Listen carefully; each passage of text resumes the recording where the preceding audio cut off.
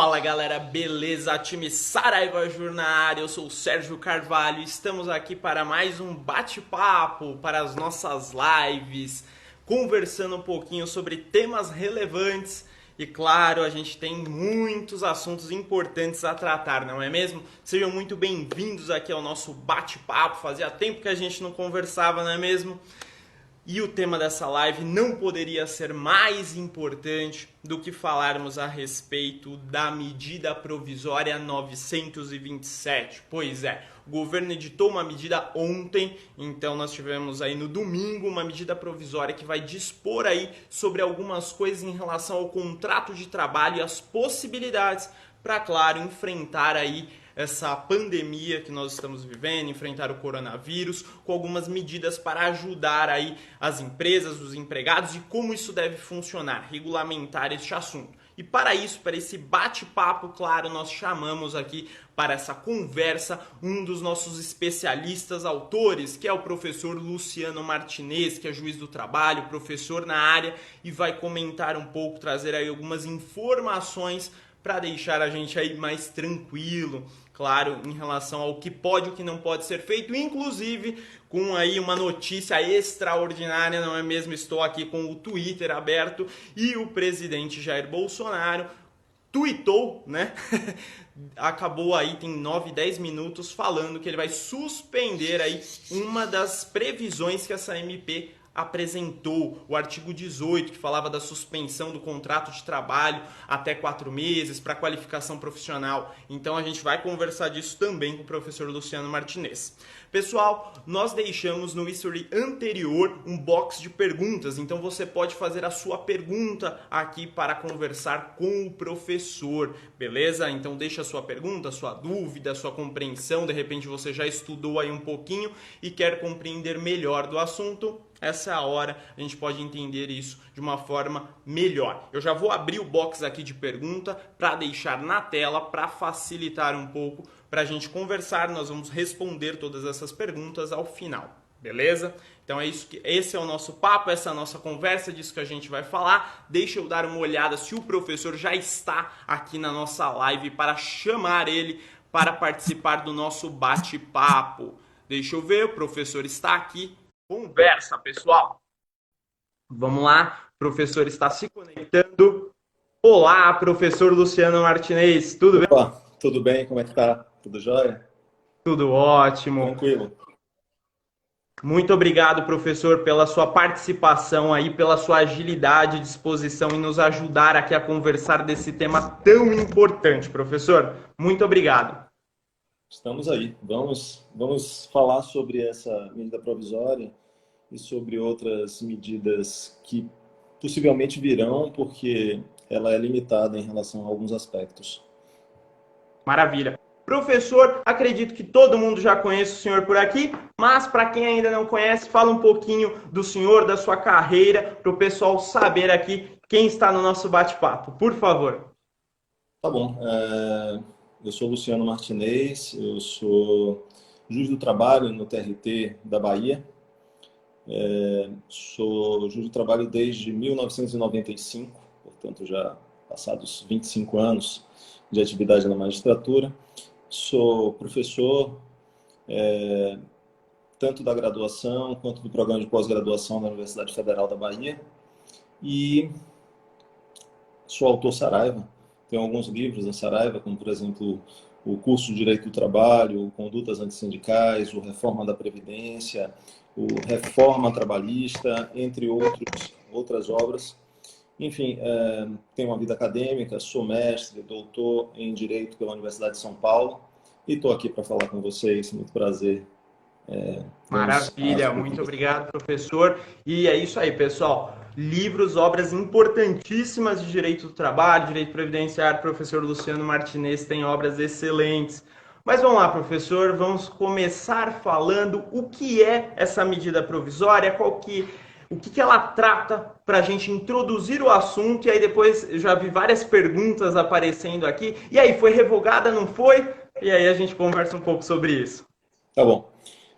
A medida provisória já era esperada, afinal de contas, diante de situações como essa que nós vivemos, que produziu, não somente no Brasil, como em tantos países do mundo, uma verdadeira calamidade pública, eu tenho acompanhado e acompanhado de perto as medidas tomadas por outros países em matéria relacionada a direito do trabalho, de perto, porque tenho duas irmãs que moram em Barcelona, tenho amigos em Portugal, tenho amigos na França e também na Itália. Então, por conta disso, eu fico ciente do que está acontecendo muito de perto, com pessoas próximas, e eu esperava que a medida provisória ela viesse oferecer uma atenção do governo aos empregos. A medida provisória que o Brasil produziu, quer dizer, que o governo brasileiro produziu, e não poderia ser, me parece, um outro documento legislativo diferente, por conta da premência, por conta da urgência, nenhuma crítica ao fato de ter sido essa matéria legislada por medida provisória, mas foi tímida, porque em matéria de socorro aos empregadores que estão sem a oportunidade de ganhar, de faturar para pagar os salários, há efetivamente uma situação de timidez. Os outros países assumiram parte dos salários, né, os governos que me refiro, mas aqui não, aqui bem pelo contrário. O artigo 18, que há pouco eu acompanhei aí na própria rede social do presidente da República, ele fazendo uma meia-culpa, reconhecendo que esse texto do artigo 18, ele é um texto fora do normal, porque ele não somente, ainda não foi revogado, né? Ele ainda não fez uma contramedida provisória, mas prometeu fazer. Essa medida provisória saiu ontem. Ontem à noite eu li com muita atenção e o artigo 18 fixou os meus olhos, porque, meu Deus, como é que pode, numa época dessa, não somente se dizer o que já se dizia, porque o artigo 476A da CLT já tinha previsão nesse sentido, de que era possível suspender para fazer requalificação, mas o governo agora, com a medida provisória, disse, faz requalificação, mas a custa aí dos próprios empregadores, porque eu, o governo, que antes pagava, não vou pagar, e o governo pagava até 5 meses, agora ele não está com vontade de pagar absolutamente nada.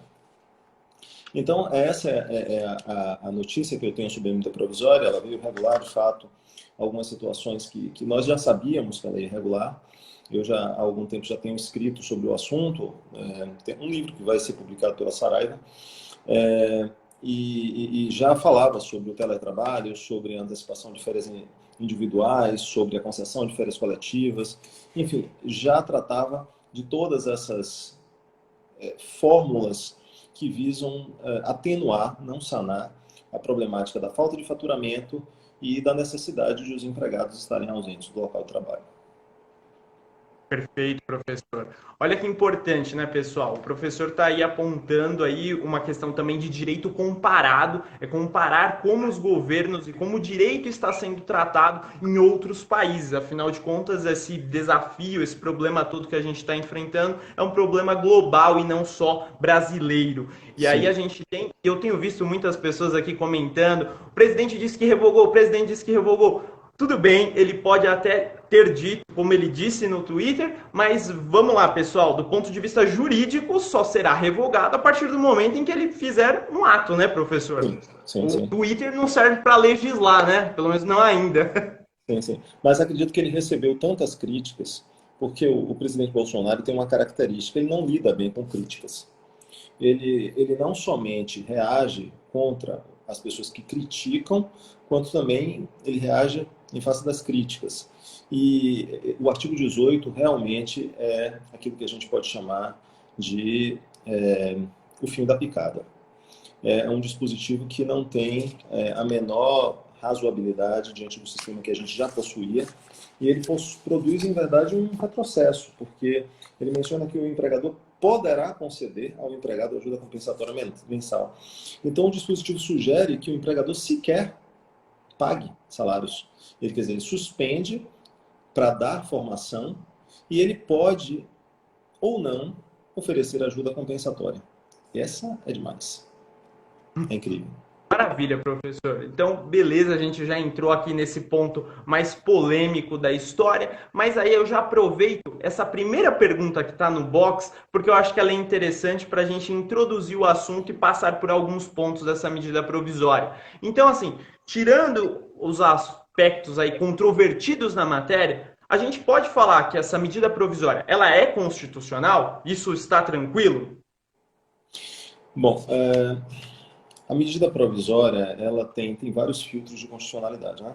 Um deles dificilmente passaria, que seria o filtro do não retrocesso social, mas a gente sabe que a gente vive uma época de calamidade, então isso tudo permite que haja retrocesso, porque o não retrocesso social, ele está submetido a alguns testes, entre os quais aquele em virtude do qual você não conseguiria manter a regularidade das coisas se não produzindo uma retrocessão.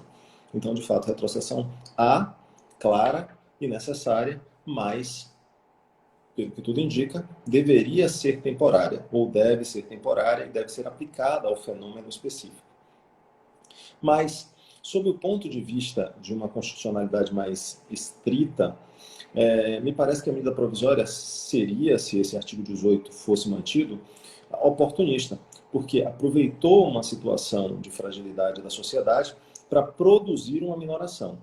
Então, sob o ponto de vista da constitucionalidade estrita, mesmo levando em consideração o princípio do não retrocesso social, me parece que o artigo 18 não passaria no filtro da constitucionalidade, embora saibamos que essa questão é muito mais política do que jurídica, né? O político acaba produzindo uma interseção bem forte. Agora, sobre uma outra esfera, é bom que se observe que essa medida provisória ela despreza quase que totalmente a negociação coletiva. Acho que não se deveria desprezar. Acho que o diálogo social efetivamente é demorado e não poderia nessas circunstâncias ser, mas deveria existir ainda que com uma dimensão temporal pequena, porque não se prestigiar negociações coletivas oferecendo um prazo curto. Mas entendo que algumas questões até poderiam passar sem ela, mas outras dificilmente deveriam ser desenvolvidas sem ela. A Constituição é muito clara e a própria medida provisória diz, olha, nós vamos produzir um respeito ao que tiver disposto no texto constitucional. Se há respeito ao disposto no texto constitucional, tem lá no artigo 7º, inciso 13, uma situação que versa sobre a negociação coletiva. E a negociação coletiva, há muito tempo, precisa de... a compensação de horários, há muito tempo precisa de negociação coletiva.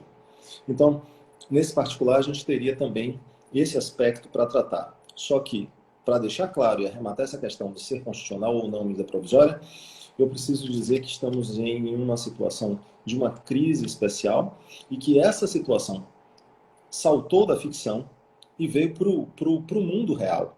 Saiu dos nossos exemplos impossíveis dos livros e acredito que ninguém deu um exemplo de força maior levando em consideração uma pandemia.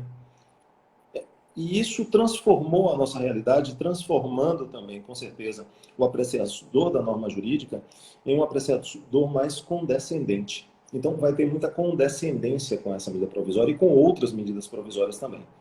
Mas é importante abastecer o país e que as pessoas continuem recebendo seus salários e que as empresas continuem honrando seus compromissos, porque elas precisam, e nós também, nós precisamos continuar a pagar tributos. Né? E a gente não pode esquecer disso, que o país só se sustenta a partir da tributação e para isso precisa ter empresas sadias e pessoas naturais sadias.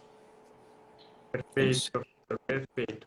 Pessoal, eu vou só fechar o box de conversa para a tela ficar melhor, mas continuem fazendo as perguntas que ao final a gente bate esse papo e sana as dúvidas de vocês. Professor, excelente. Agora, um ponto aqui, essa medida, ela trata de vários aspectos aí da questão do contrato de trabalho, até algumas questões relacionadas, como o senhor mesmo mencionou, a questão de não precisar de um acordo coletivo, de uma convenção coletiva, e sim o acordo individual vai ter ali, o acordo entre empregado e empregador, vai valer e ter essa força para já ser aplicado daquele jeito e vamos em frente, mesmo sem a alteração do contrato de trabalho, que seria uma previsão, não é mesmo, professor? Se a gente vai ter teletrabalho como regra, etc., tudo isso deveria ter uma alteração no contrato de trabalho para que pudesse ser feito. Seria isso? Sim, uma alteração há, né? Porque mesmo que seja verbal, E a medida provisória, ela salienta a necessidade de ser individual, mas em muitas situações escrito. O escrito ajuda no âmbito probatório, mas ainda que fosse verbal o ajuste, ainda que o ajuste não fosse reduzido a termo, ele seria um ajuste. Então, negociação existe. Mas a medida provisória, em algumas situações, ela produz um efeito interessante, que é o efeito de alteração contratual unilateral. No que diz respeito, por exemplo, ao teletrabalho, não é uma situação de um empregado aceitar ou não. Eu vou pegar aqui, ela está nas minhas mãos, e eu vou ler o trecho correspondente. Durante o estado de calamidade pública, que se refere ao artigo 1º, o empregador poderá, a seu critério, alterar o regime de trabalho presencial para o teletrabalho, o trabalho remoto ou outro tipo de trabalho à distância e determinar o retorno ao regime de trabalho presencial, independentemente da existência de acordos individuais ou coletivos, dispensado o registro prévio da alteração no contrato individual de trabalho. Ou seja, o empregador manda, olha, fique em teletrabalho. O empregador não, o empregado não quer, é uma determinação. Se legitima uma alteração unilateral. Em outras situações, é necessário haver um ajuste verbal, um ajuste contratual, como vou dar o exemplo da antecipação das férias individuais. O texto diz assim: durante o estado de calamidade pública, que se refere ao artigo 1º, o empregador informará ao empregado sobre a antecipação de suas férias com antecedência de, no mínimo, 48 horas, por escrito ou por meio eletrônico, com a indicação do período a ser gozado pelo empregado. Informará. Então, não é uma situação que depende da anuência do empregado. É uma alteração unilateral. E é interessante, esse dispositivo traz muita novidade. Né? Eu vejo que a MP acabou de ser revogada numa manifestação. Não sei se ela foi revogada na integralidade, mas pelo que eu vi, apenas o artigo 18. Mas se ela foi revogada, outra vai ter que sair, porque não tem jeito. As coisas acontecem a cada segundo e durante o tempo que a gente está aqui podem estar acontecendo outras tantas. Mas essa problemática das férias individuais, ela desperta uma curiosidade. O texto diz assim: as férias não poderão ser gozadas por períodos inferiores a 5 dias corridos, ok? Nem poderiam, porque a situação que a gente está vivendo aqui dentro de casa faz que a gente fique muito mais que 5 dias. Poderão ser concedidas por ato do empregador, ainda que para o período aquisitivo a elas relativo não tenha transcorrido. Ou seja, se eu contratei uma empregada doméstica no dia, suponhamos lá, 2 de março, segunda-feira, 2 de março. Hoje, estamos aqui no dia 23, tá? E eu chego para ela, que ela não adquiriu férias nenhuma, e digo: olha, as férias do ano de 2021 eu vou te dar agora. E aí a necessidade de isolamento continua. Aí eu posso chegar e dizer: as férias de 2022 eu vou conceder agora para você. E depois as de 2023. A norma não diz isso, mas ela também não limita. Então você pode utilizar os créditos sem um limite temporal, para que depois você possa, mais adiante, dizer: olha, eu não vou te dar férias porque você fruiu anteriormente. Só que o empregador vai desafiar um problema. O problema que o empregador vai ter é o problema da discussão quanto ao direito fundamental ao lazer, quanto ao direito fundamental ao descanso, quanto à necessidade de redução dos riscos inerentes ao trabalho, que a pausa é indispensável. Então, mais adiante, outras discussões vão existir. Então, se hoje se antecipam as férias, mais adiante você pode encontrar um empregado alegando que não pode trabalhar seguidamente durante tanto tempo porque pode sofrer acidentes do trabalho. Ok? Então, essas problemáticas também com o feriado. Pode-se antecipar feriados, tá? Mas pode-se antecipar feriados até os feriados de quando se desejar antecipar os feriados.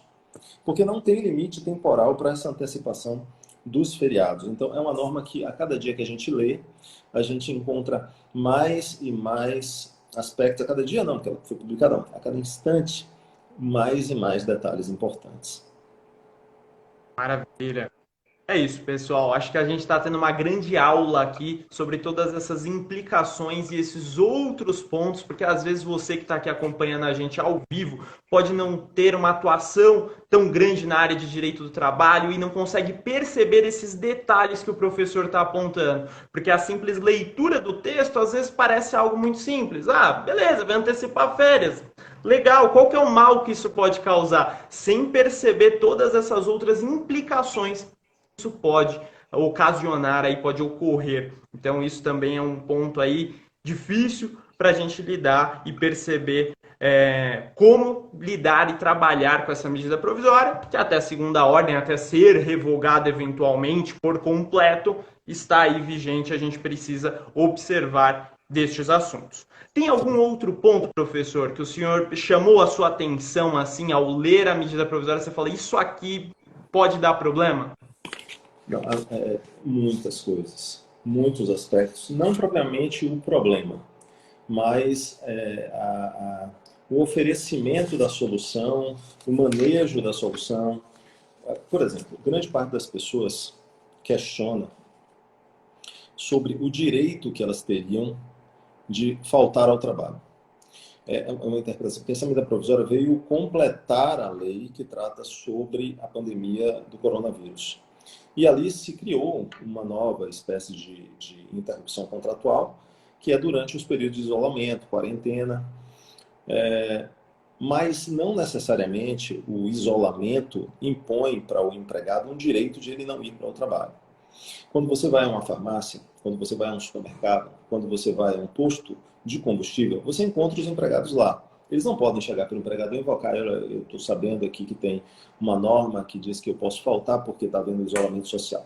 Esse direito não existe. Então, o que essa norma veio trazer, em realidade, foi o esclarecimento sobre as alternativas e a flexibilização do direito quanto a essas alternativas, para que o empregador possa, enfim, ter manejo, ter possibilidade de manejar diante das circunstâncias. E tem uma que chama muita atenção, porque todo mundo chega e fala assim, mas como assim? Vejam as situações. O dispositivo menciona, para o enfrentamento dos efeitos econômicos decorrentes do estado de calamidade pública e para a preservação do emprego e da renda, poderão ser adotadas pelos empregadores, dentre outras, as seguintes medidas. Aí o teletrabalho, que a gente pode falar sobre teletrabalho, se quiserem que a gente fale sobre ele. A antecipação das férias individuais, que de certa forma eu já falei. A concessão de férias coletivas é sempre uma alternativa, porque a diferença de férias individuais para coletiva é que férias individuais atingem um indivíduo singularmente considerado. Você pode ter, sei lá, 10 empregados. Entre esses 10 empregados, um ou dois podem precisar realmente não estar na empresa, porque ou é gestante, ou é um trabalhador com uma doença imunodeficiente, ele é imunodeficiente, ou ainda um trabalhador idoso. Então é melhor que se mantenha o quadro da empresa, pensem uma farmácia, pensem um supermercado, que ainda podem continuar abertos. E essa pessoa pode ter a formulação das férias individuais. Mas se a empresa quiser fechar toda, ou tiver de fechar toda, as férias coletivas acabam sendo uma alternativa muito bacana. Tá? Acaba sendo uma alternativa útil, porque pouco sobre ela se discute. Aí surge, como eu mencionei, o aproveitamento e antecipação dos feriados, exceto os religiosos. Tá?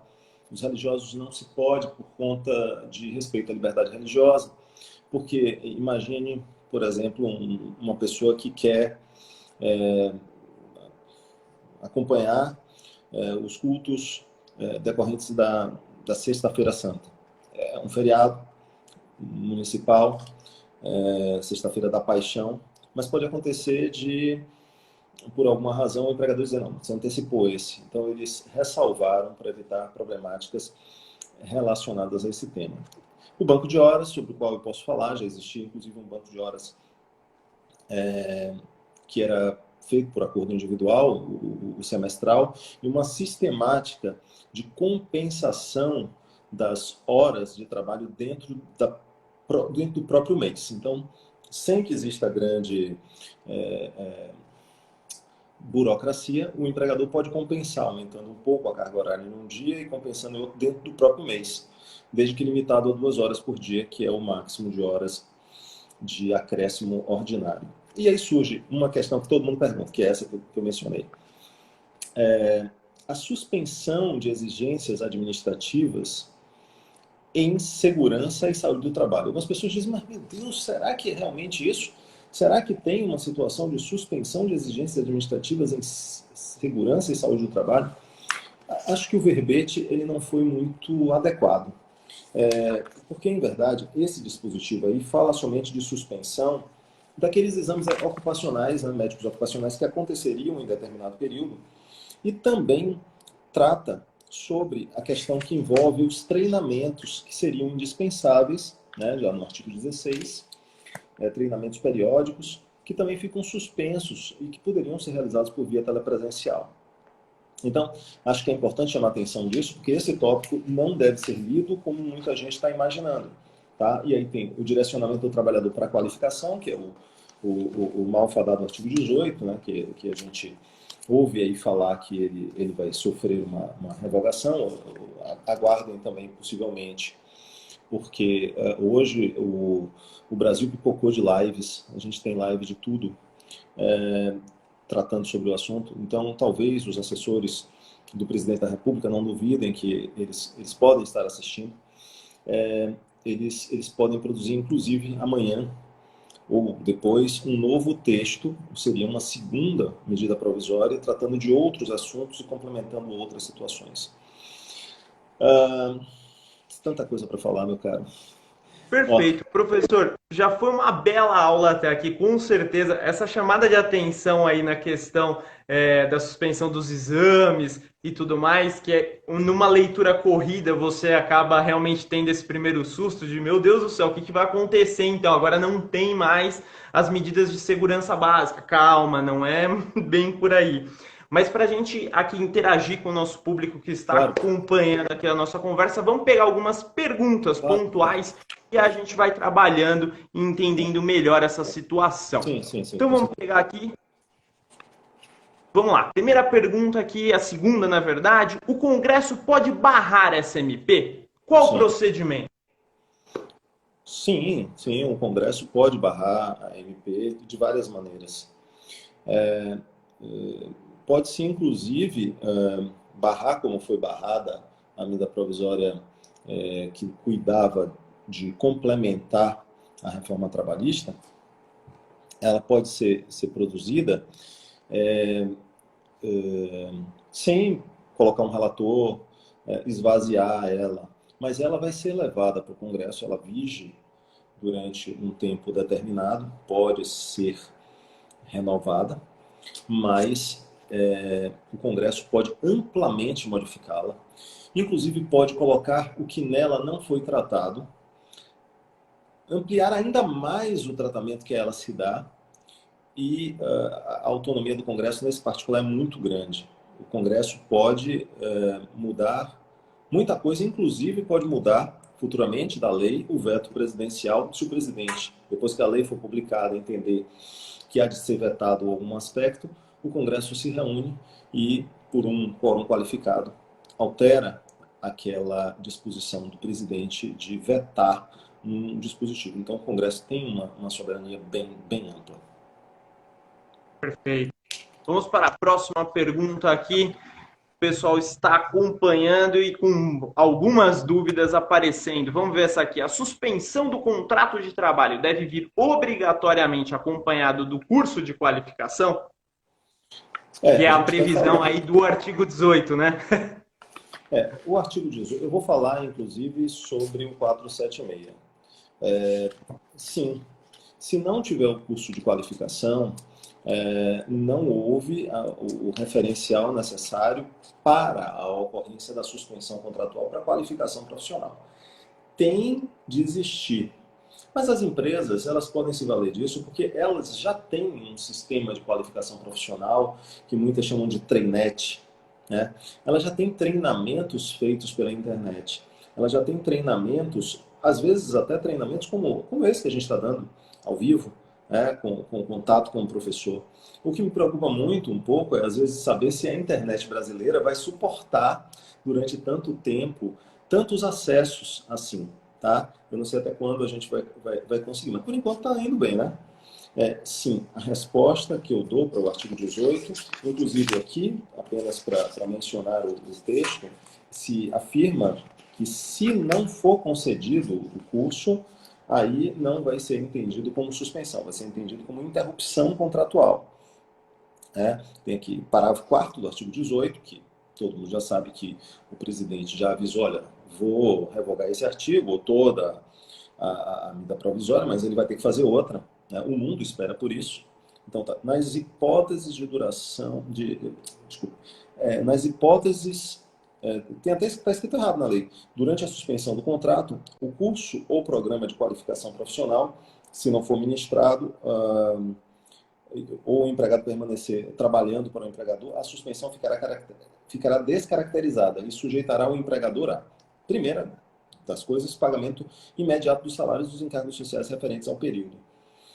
A única vantagem que o empregador tem é que, se ele pagar essas vantagens, a norma diz que é sem natureza salarial, parágrafo 2º do artigo 18. Maravilha, professor. Vamos lá, tem mais perguntas? Bem pontuado aí este aspecto para deixar bem claro para quem está nos acompanhando. Vamos aqui para mais uma pergunta. Vamos ver. Como fica o atraso nas contas por falta de pagamento? A MP seria uma justificativa? As contas, conta de luz, conta de água, conta de telefone.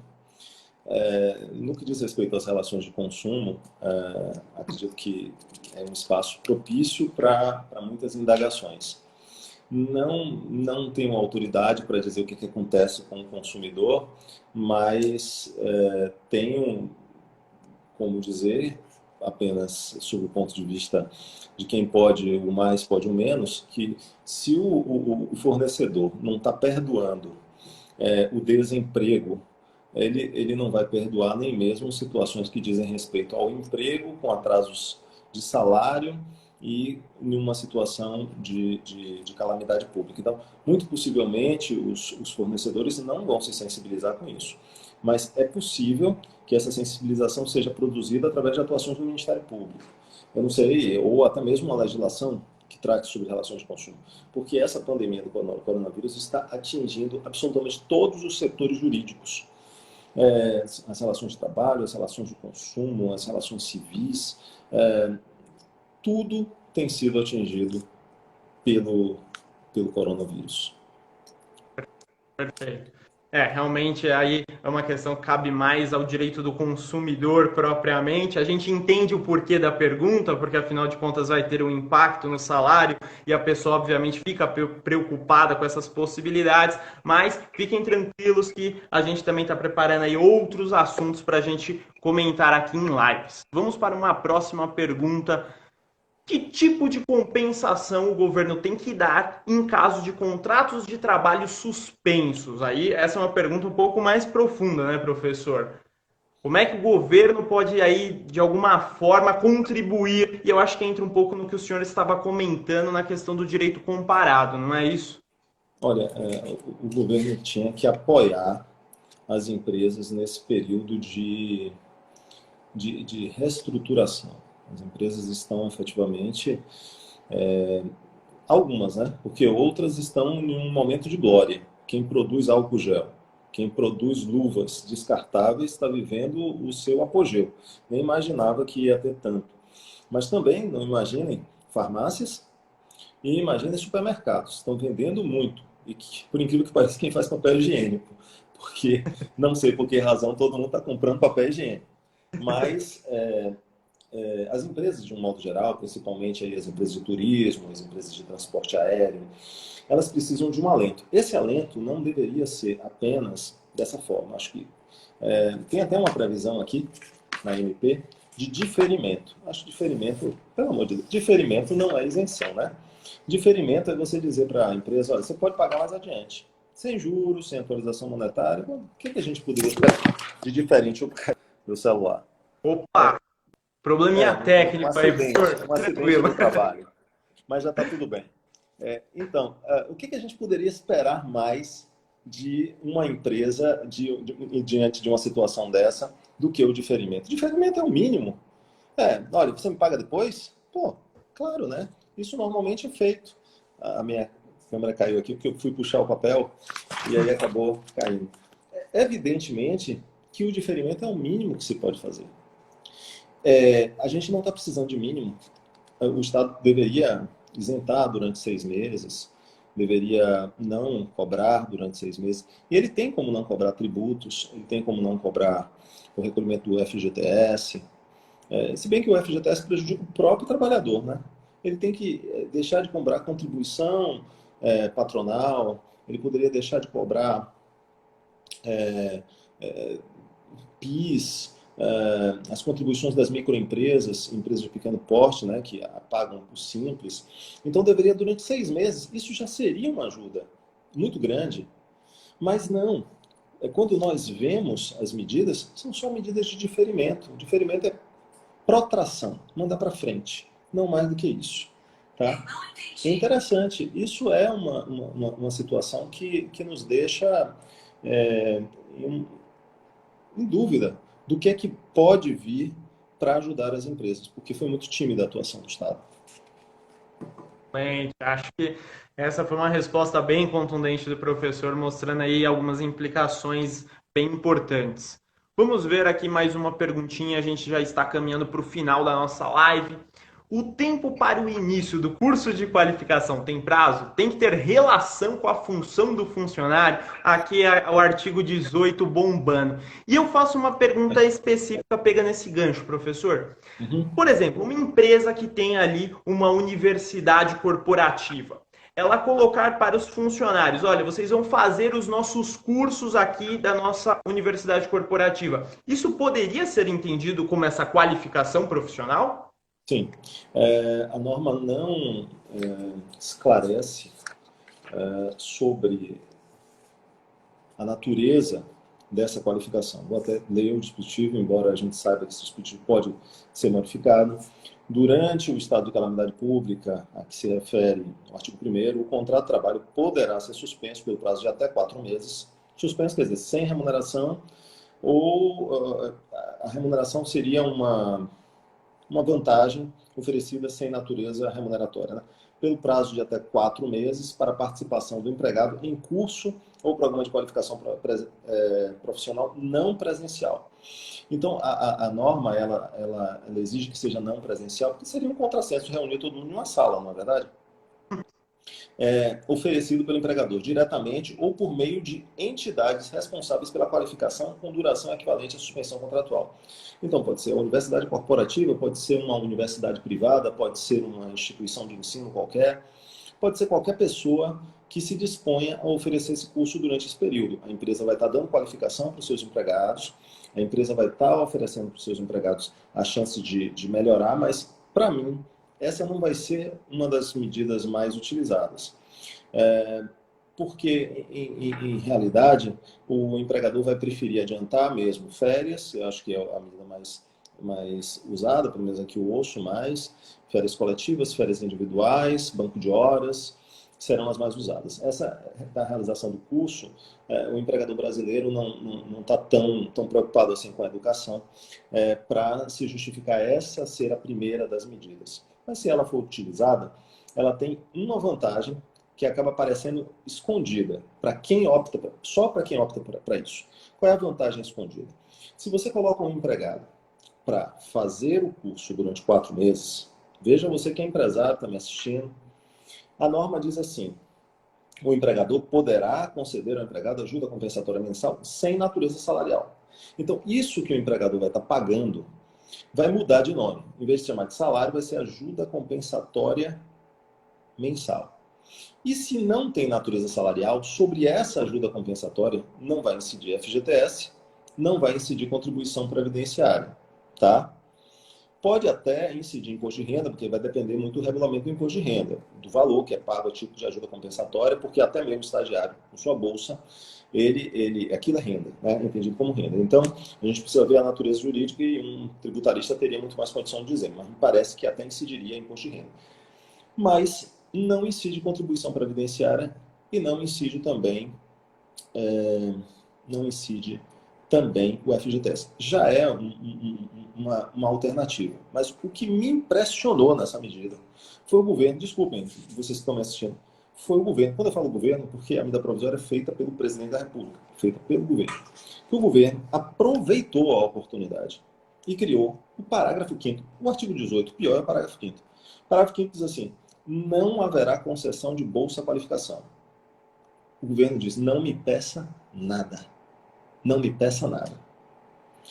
No âmbito da suspensão de contrato de trabalho para a qualificação do trabalhador, de que trata este artigo, e ele coloca a partícula aditiva e o artigo 476A da CLT. Ou seja, ele piora o que já existia. Era dado. Com esse dispositivo, deixou de ser dado. Então, se esse dispositivo continuar, a crítica continua. Não sei o que vai acontecer com o 18, não sei se simplesmente vai revogar, mas muita gente pergunta, eu vejo aqui nas perguntas, sobre uma outra questão, meu caro, que é a questão relacionada à redução dos salários. Não sei se você quer falar sobre esse assunto, mas eu posso falar sobre ele, porque Por favor. a medida provisória não falou nada sobre isso, e eu posso dizer as razões em virtude das quais isso aconteceu, tá? Não tocou uma vez nesse assunto, mas veja aí. Sim, pode falar, Sérgio. Sérgio, né? Isso. Pode falar, professor. Acho que esse ponto da redução salarial realmente é um ponto sensível aí, que realmente tem preocupado muita gente. A gente já ouve falar de algumas empresas que já movimentaram 25% de redução e etc. E acho que é um ponto realmente sensível. Todo mundo tem perguntado bastante. Então, acho que esse esclarecimento seria muito útil, professor. Sim, só porque na nossa live entra em 100 pessoas, algumas pessoas falam que foi revogado o artigo 18. Gente, eu estou durante a live. Durante esse tempo, eu não estou vendo o que está acontecendo, porque as coisas acontecem muito rápido, né? Questão de notícia, hoje é questão de segundo, não é mais uma questão de minutos. As coisas mudam muito instantaneamente. Bom, o que eu sei, antes de começar a live, é que o presidente da República anunciou no seu Twitter que ele revogaria o artigo 18. Ele não falou nem da medida provisória toda, ele falou 18. Ele não pode revogar via Twitter, né, como foi mencionado aqui pela Carla Verena. Não tem como revogar, precisa de um ato administrativo, precisa de uma outra medida provisória para que ele revogue a medida que vale como lei. E isso vai acontecer, evidentemente, amanhã, né? Eu também não acredito que tenha saído uma folha suplementar do diário, embora hoje tudo seja eletrônico, para revogar esse dispositivo. Mas, gente, como eu estou dizendo, eu estou durante a live. Se vocês tiverem aí informação em tempo real, mandem aqui dizendo que já saiu, me digam qual foi o diário oficial que publicou isso, porque eu tenho visto muito repetidamente, foi revogado, foi anunciada a revogação, tá bom? Então vamos falar agora sobre a questão da redução do salário. Todo mundo esperava isso. Todo mundo esperava que essa medida provisória fosse tratar sobre a diminuição, né, redução dos salários. Por que não tratou? Bom, porque a medida provisória, ela começa já chamando a atenção para o respeito com aquilo que está disposto no texto constitucional. Tá? Então, é necessário que se observe o respeito aos limites estabelecidos na Constituição. Está no artigo 2º. Eu vou ler.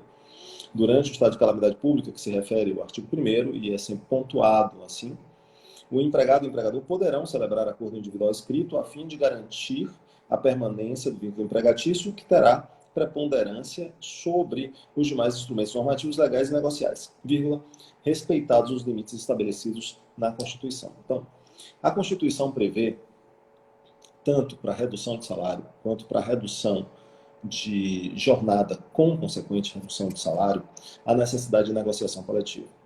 Então, não seria a medida provisória que ia dizer diferente, tá? Ela ia repetir aquilo que está lá. Aí muita gente fala assim, o artigo 503 da CLT. Peraí, cuidado com 503, cuidado com a CLT. A CLT, ela é um texto que não é nem velho, é vetusto, tá? É muito velho, muito velho. Então, por ser tão velho, ele precisa ser analisado à luz de um conjunto de normas que foram produzidas durante a sua existência. De 43 para cá, nós tivemos Constituição em 46, Constituição em 67, Emenda Constitucional em 69, a Constituição de 88. Então, muita coisa mudou. E a Constituição de 88 diz que precisa de negociação coletiva. Ah, mas eu vou jogar o 503 fora. O 501, 502, 503, o 501 continua, porque ele dá o conceito que seja a força maior. E é um conceito ainda utilizado até hoje. Aliás, a CLT é um diploma legislativo que merece nosso elogio e nosso aplauso, porque, de fato, continuou vivo como diploma, apesar de ter passado por tantas e tantas gerações. A gente está agora com a Constituição de 88, desde 88, então não é bem agora, e a gente sabe que a Constituição de 88 prestigiou a negociação coletiva. Quer reduzir? Negociação coletiva.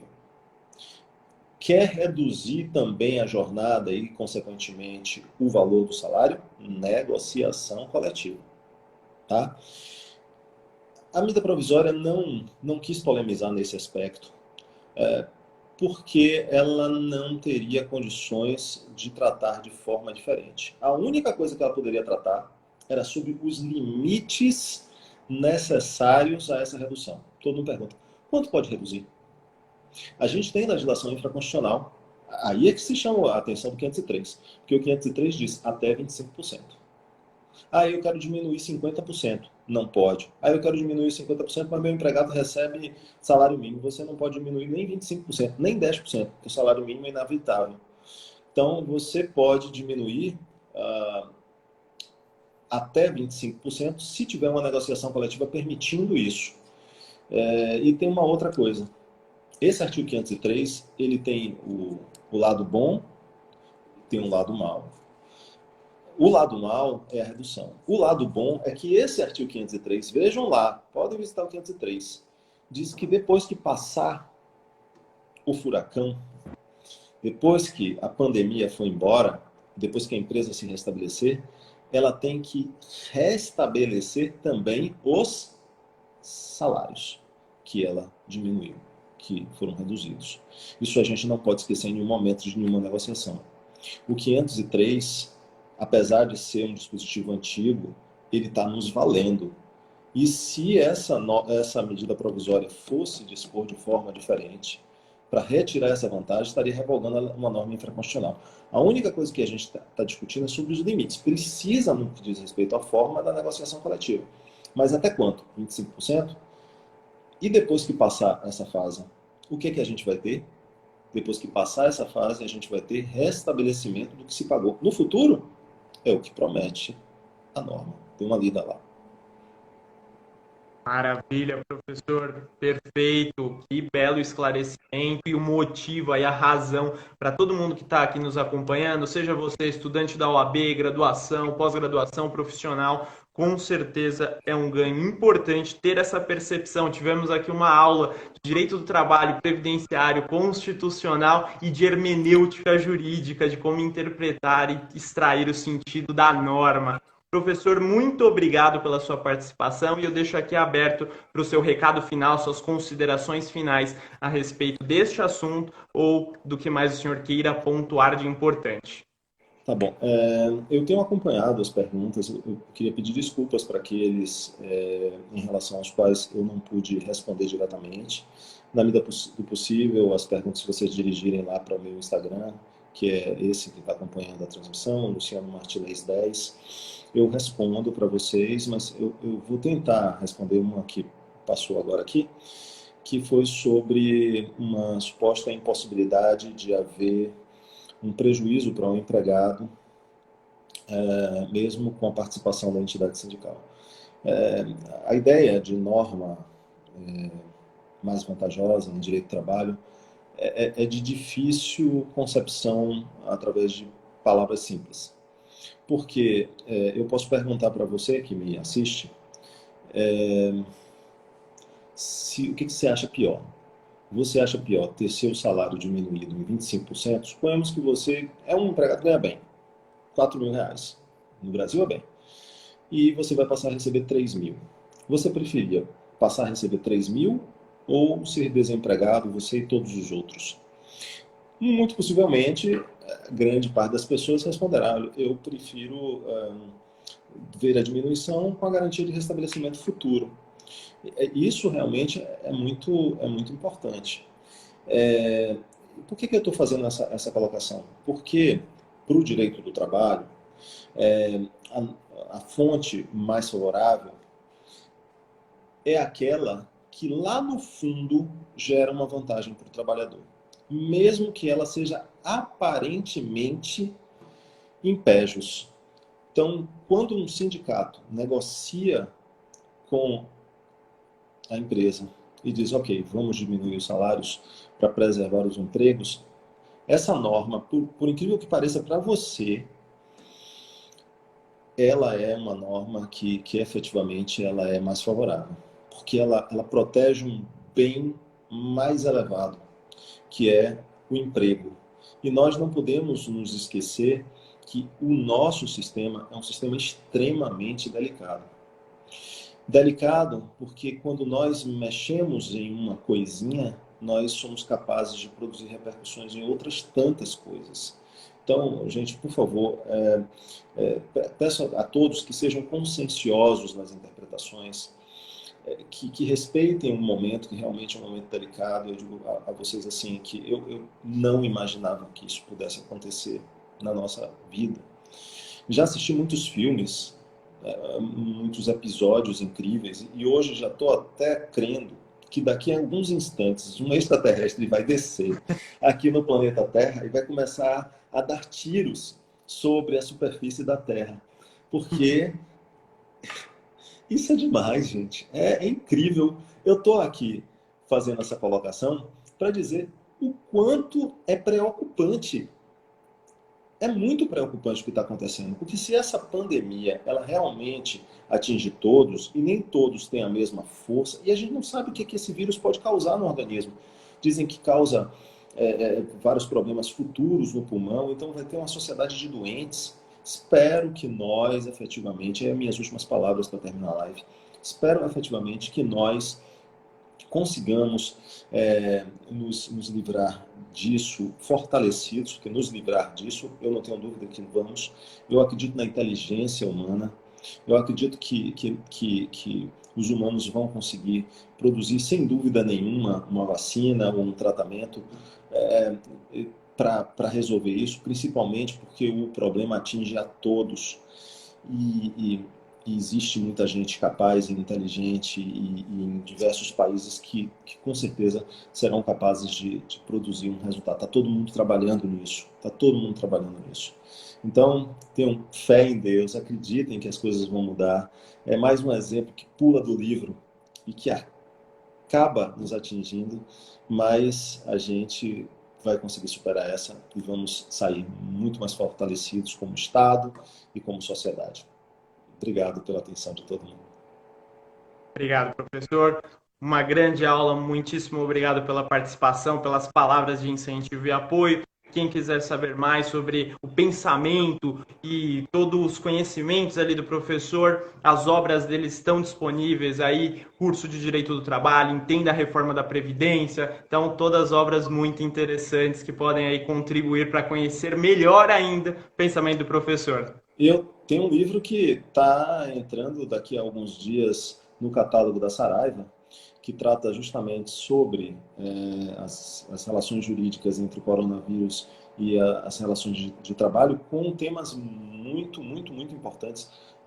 Coisa que a gente às vezes não indaga aqui, que nesse instante eu já também não vou fazer mais as perguntas, mas estou participando de tanta live, que são várias questões bem interessantes que são despertadas por trás destas questões.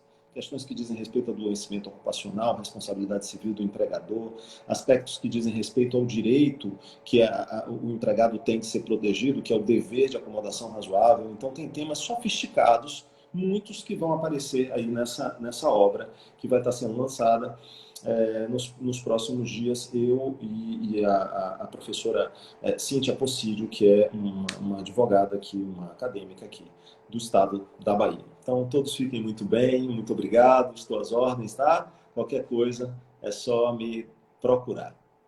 Até Valeu, mais. professor. Tchau, tchau. Até a Tchau. próxima. Até. Tá aí, pessoal, ainda uma informação em primeira mão de mais uma obra aí do professor que vai contribuir ainda mais. Pessoal, nós estamos encerrando esta live aqui e nós vamos deixar no próximo History aí um box de pergunta com temas. Qual assunto você quer ver aqui? Qual o tema? A gente vai trazer um especialista para falar a respeito. Você quer saber de civil, de penal, quais os impactos? Deixa a sua sugestão. E, obviamente, outras dúvidas e perguntas que vocês tenham, podem mandar para a gente. Continue acompanhando as nossas redes sociais, tanto aqui, quanto no LinkedIn, quanto no YouTube, que nós temos materiais e conteúdos para ajudar a todos. Então, fiquem, tomem cuidado, que este é um momento importante do ponto de vista da saúde, e continuem com a gente para ter ainda mais conteúdo e ficar atualizado. E lembre, direito é Saraiva Jur. Até a próxima, tchau!